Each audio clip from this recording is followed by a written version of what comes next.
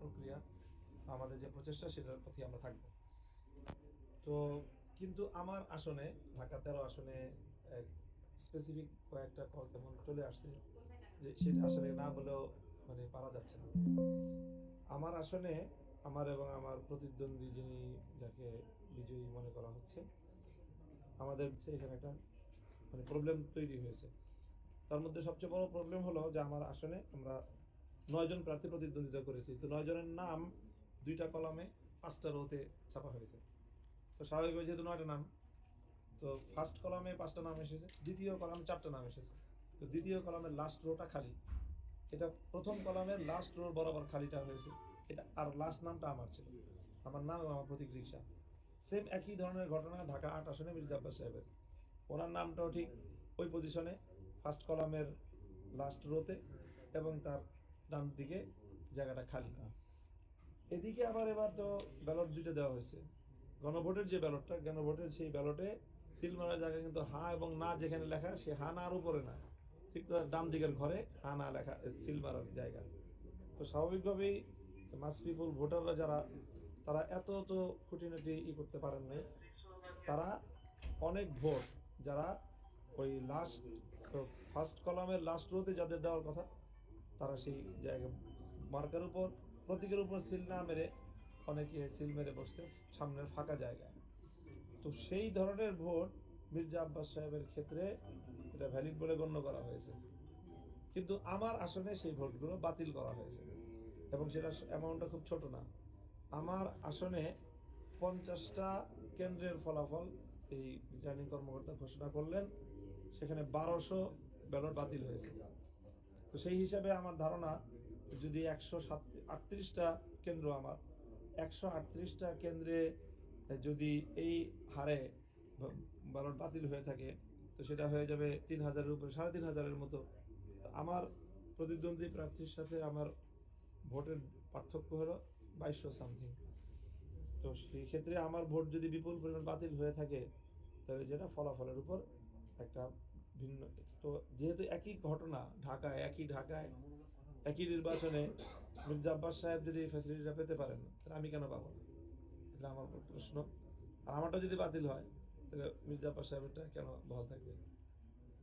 এটা বড় আমার যুক্তি। দ্বিতীয় কথা হলো আমার, যে ওখানে কয়েকটা আসনের যেই শীট দেওয়া হয়েছে প্রিজাইডিং কর্মকর্তার পক্ষ থেকে, সেটার মধ্যে টেম্পারিং করা আছে অ্যামাউন্টের মধ্যে, সংখ্যার মধ্যে একটা সংখ্যা টেম্পারিং করলে তো এটা যদি 3-এর জায়গায় 7 হয়ে যায়, 400 ভোটের ডিফারেন্স হয়ে যায়। এখানেও একটা অ্যামাউন্টের ভোটের ডিফারেন্স হয়েছে। আমার আসনে কয়েকজন জাল ভোটার ধরা পড়েছে এবং তারা সবাই আমাদের প্রতিপক্ষ দলের কর্মী। কাজেই আমি ওইটাও আশঙ্কা করি যে বেশ কিছু জাল ভোট হয়েছে। সেটা তো যাই হোক, এই 3টা বিষয়, এই 2টা বিষয় গেল। আরেকটা, আমাদের আসনে প্রার্থী চূড়ান্ত হওয়ার আগেই পোস্টাল ব্যালট প্রেরণ করা হয়েছে। তো আমাদের আসনে যে পোস্টাল ব্যালটগুলোতে ভোট কাস্টিং হয়েছে, তার মধ্যে 500, মোর দ্যান 500 ভোট কাস্টিং হয়েছে দাঁড়িপাল্লা প্রতীকে। কারণ তখনও তো প্রতীক নির্ধারণ হয় নাই, প্রার্থী নির্ধারণ হয় নাই, এর আগে ব্যালট দিয়ে দিয়েছেন। এখন এরপরে আমাদের ওখানে জোট হয়েছে, সেখানে প্রার্থী নির্ধারণ হয়েছে, প্রতীক বরাদ্দ হয়েছে। তো প্রতীক বরাদ্দ দেওয়ার আগে কেন ব্যালট দেওয়া হলো, সেটার লায়াবিলিটি কেন আমরা নেব? তো সেই জায়গাটা থেকেও যে আমার যে ভোটের অ্যামাউন্ট, যে ডিফারেন্স, সেটা এতগুলি কারণে আমি মনে করি যে এই বিষয়টা নির্বাচন কমিশন এবং রিটার্নিং কর্মকর্তা বা নির্বাচন ব্যবস্থাপনাটাকেই এরা কিছু দুর্বলতার দিক জাতির সামনে উন্মোচন করে দেয়। সেই জায়গাগুলো জাতীয়ভাবে যেন সংশোধন হয় এবং সেই সাথে আমার আসনটা নিয়ে আমি যেন সঠিকভাবে এটা মূল্যায়িত হয়। প্রয়োজনে আবার ভোটগুলি গণনা করা হোক, এই জাতীয় কোনো একটা উদ্যোগের আশায় আমি এই আমার কথাগুলি নিয়ে আমি নির্বাচন কমিশনে এসেছি এবং রিটার্নিং কর্মকর্তাকে বলেছি। উনি বললেন এটা সচিব মহোদয়ের সাথে কথা বলতে, আমি সচিব মহোদয়ের সাথে কথা বললাম। কমিশন সচিব কি আশ্বাস দিলেন? এটা রিটার্নিং কর্মকর্তা বলতেছেন যেটা আমার এখতিয়ারভুক্ত না, এটা নির্বাচন কমিশন বলতে পারবে। নির্বাচন কমিশনের সচিব মহোদয় বললেন এটা আমার এখতিয়ারভুক্ত না, এটা রিটার্নিং কর্মকর্তার এখতিয়ারভুক্ত। নির্বাচন কমিশন কি পক্ষপাতদুষ্ট আচরণ করেছে আপনার কি মনে হচ্ছে? আমি না, ওই ধরনের কোনো অভিযোগ আমি এই মুহূর্তে করতেছি না, ওটা আলাদা একটা বিষয়। আমি অত বোল্ড সাবজেক্টে এখন এই মুহূর্তে যেতে চাচ্ছি না। আর যে ফলাফল ঘোষণা হয়েছে, আপনি যদি আপনার পক্ষে আপনার যে আবেদন সেটি গ্রহণ না করা হয়, আপনি কি ফলাফল মেনে নেবেন?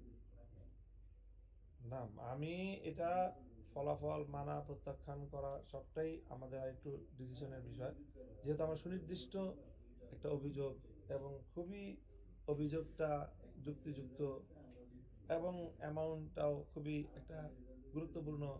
এই সব কারণে এখানে প্রশ্নটা আসলে একটু জটিল। ওভারঅল আমরা সারা দেশের বিষয়ে এত জটিলভাবে বলছি না কথা। কিন্তু আপনি তো সমাধান পেলেন না কোনো ধরনের সিদ্ধান্তের কথা আপনাকে বলেনি, জি। তাই একজন আরেকজনের উপর চাপাচ্ছে, সেক্ষেত্রে আপনার এই দাবিটা প্রতিষ্ঠা করার জন্য লিগেল কোনো ফরম্যাটে যাবেন কি না, গেলে কি ধরনের ফরম্যাটে যাবেন? এই মুহূর্তে লিগ্যাল ফরম্যাটের বিষয়ে আমি কথা বলতে পারছি না, লিগ্যাল ফরম্যাটের কথা চিন্তাও করছি না। আমরা আশা করছি যে এই বিষয়টা যেহেতু খুব এখানে এমন একটা দৃষ্টান্ত সামনে চলে আসছে মির্জা আব্বাস সাহেবের, তো যদি সেই ফরম্যাটে তারা সিদ্ধান্ত নেন আলোচনা করে যে না ভোট এটা বাতিল হওয়ারই মতো, সেই ক্ষেত্রে আমরা এটা নিয়ে আলোচনা করতে হবে লিগ্যাল ফরম্যাটে যাওয়ার জন্য। আপনার কাছে কি মনে হয়, আপনি বলছিলেন নিচে যে প্রিজাইডিং অফিসার যে ভুল স্বাক্ষর বলছিলেন, আবার বললেন মির্জা আব্বাসের ক্ষেত্রে পাকা করে সিল দেওয়ার পরে ওনার টাকা আউট হয়েছে, আপনার টাকা হয়নি। তো সিইসি বলছে যে এবারে নির্বাচন অন্য দেশের ইতিহাসে অন্যতম একটি সেরা নির্বাচন হয়েছে। আপনার দৃষ্টিতে কেমন হয়েছে? এটা আমি মূল্যায়ন করতে আমাদের একটা সময় লাগবে, কারণ সারা দেশের সব পূর্ণ নির্বাচনকে সামনে রেখেই আমাকে একটা মতামত দিতে হবে। আমরা প্রাথমিক মতামত দিয়েছি যে নির্বাচনে সহিংসতার যে আশঙ্কা করা হয়েছিল সেই সহিংসতাটা হয়নি, এটা একটা বড় সফলতা। মানুষের মধ্যে ভোট দেওয়ার প্রতি একটা ব্যাপক উৎসাহ দেখা গিয়েছে, এটা একটা বড় সফলতা। বাংলাদেশের রাজনীতিতে একটা স্থিতিশীলতা আসা দরকার ছিল, নির্বাচনটা হওয়া দেশের জন্য একটা সফলতা। এইসব বিষয়গুলোকে আমরা ইতিবাচকভাবে চিন্তা করছি। বাকি নির্বাচন সম্পর্কে আমার পূর্ণাঙ্গ কোনো মূল্যায়ন করতে হলে আমাকে আরেকটু সময় দিতে নিব ইনশাআল্লাহ। ঠিক আছে, থ্যাংক ইউ।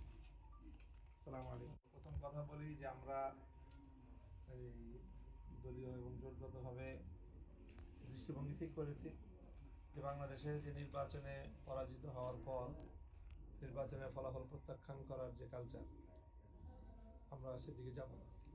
আমরা ইতিবাচকভাবে বাংলাদেশের রাজনীতিটাকে রিবিল্ড করার যে প্রক্রিয়া, আমাদের যে প্রচেষ্টা, সেটার প্রতি আমরা থাকবো।